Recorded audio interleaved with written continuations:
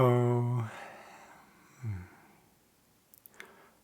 thoughts came to mind um, because recently I've been doing some training for, but we'll just call it training for. It's like part of this program that I wanted to go through. It's like it's for myself, um, and one of the things I noticed that when the things that I've been kind of afraid of doing before, even till now, is that kind of equating smallness with comfort. So when we, at least for me, because I like being comfortable, I really like being comfortable, I like being lazy, I like being, just sitting here and being quiet and all those things, but there's a difference between that and being. Because being quiet for the sake of being quiet is it's that concern with doing, it's that concern with my own safety, comfort zone, comfort level. So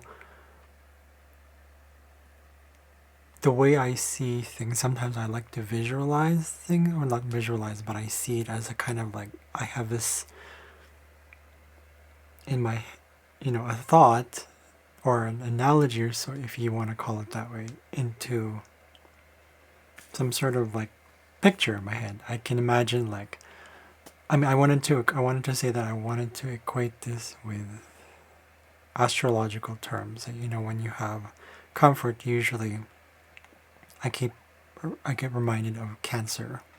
I have my sun in the fourth house.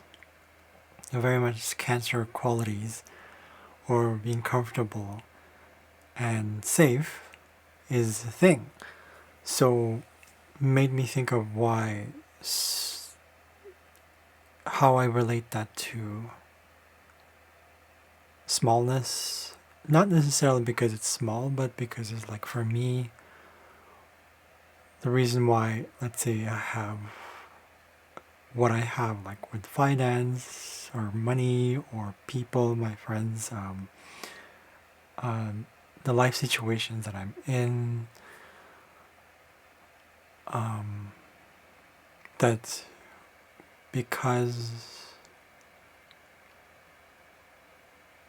I want that in that kind of cloistered space, and that's all I'm going to get. I'm basically telling the universe, my higher self, whatever you want to call it, that's basically the message I'm giving. That, oh, I want it cloistered. I want to be safe. And what that means is comfort equates to, in my case, smallness.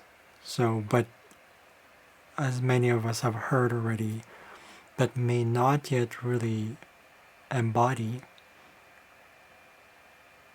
is that comfort is natural. We all want to be comforted. That's part of our evolution.